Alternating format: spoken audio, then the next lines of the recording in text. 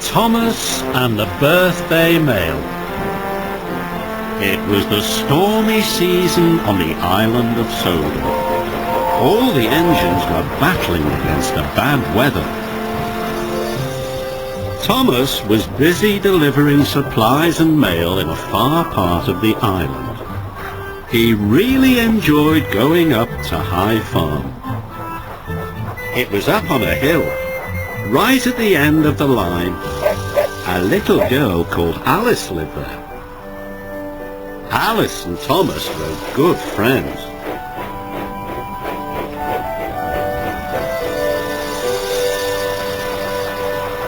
One day, Thomas was on his way to High Farm when Rosie stopped beside him. Rosie was a cheerful, chirpy little tank engine. She was always pleased to meet Thomas. She liked him so much that she wanted to be just like him. So she tried to copy him. She tried to whoosh the way he did. She even tried to whistle like Thomas. It made Thomas cross. "Hello, Thomas," puffed Rosie brightly. "What are you doing?" "It's Alice's birthday," chuffed Thomas. "I want to get all her presents up to High Farm in good time." Just then, Harold the helicopter arrived. "Another storm warning, I'm afraid," he shouted. "High winds on the way and heavy rain."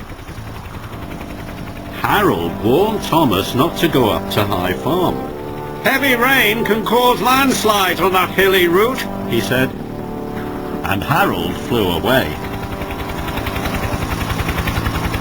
Thomas didn't want to let Alice down. "High winds don't bother me," he puffed. "Or me," chuffed Rosie. "I'll come as your back engine." But Thomas didn't want Rosie to come. "No thank you, Rosie," he huffed firmly. "I'll manage on my own." And he chuffed quickly away.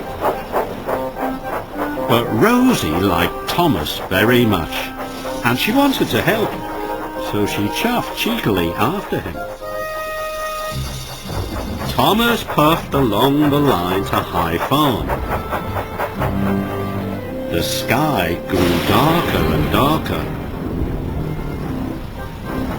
Soon it was pouring with rain. Thomas's pistons pumped and his boiler bubbled. It was hard work.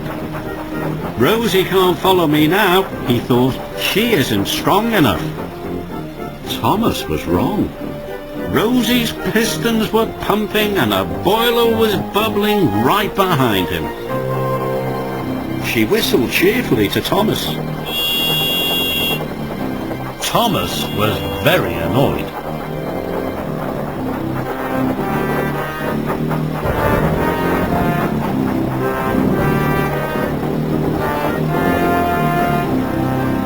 Soon Thomas came to a junction. One way was the longer, easy way to High Farm. The other way was shorter and much harder.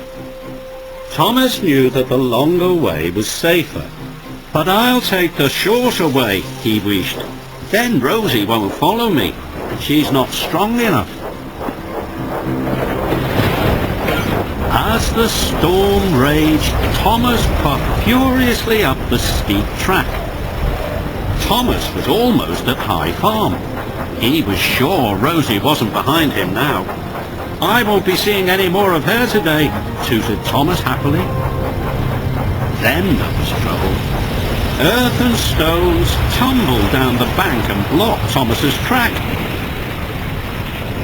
"Cinders and ashes!" cried Thomas. But he still wanted to deliver Alice's presents. "I'll just have to bash my way through," thought Thomas. And he pushed forward into the landslide.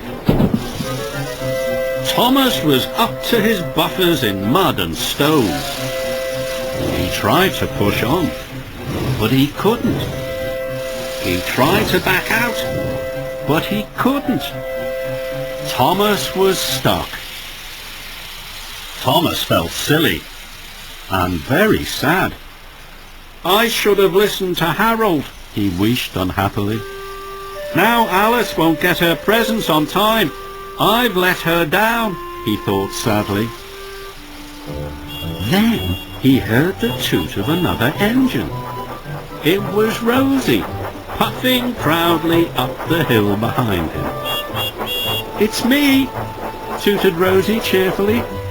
Then she saw Thomas was stuck. Thomas felt very silly. "I'll go and get help," chuffed Rosie. "Wait a minute," whistled Thomas. "Please, will you deliver Alice's presents for me?" Rosie was very happy. "Of course I will," she puffed. Rosie was soon coupled up to Thomas's trucks. Then she steamed off to High Farm. Thomas waited for Rosie to come back. He was happy she had followed him after all. Soon Rosie came puffing back down the line. "Alice's mother has telephoned for help," Rosie told Thomas. "Edward is on his way to pull you out." Then Thomas noticed that Rosie had a passenger on board. It was Alice. She had come to thank Thomas for getting her birthday presents to her. "I couldn't have done it without Rosie's help," Thomas puffed. "Now we can all celebrate your birthday together." Thomas tooted happily.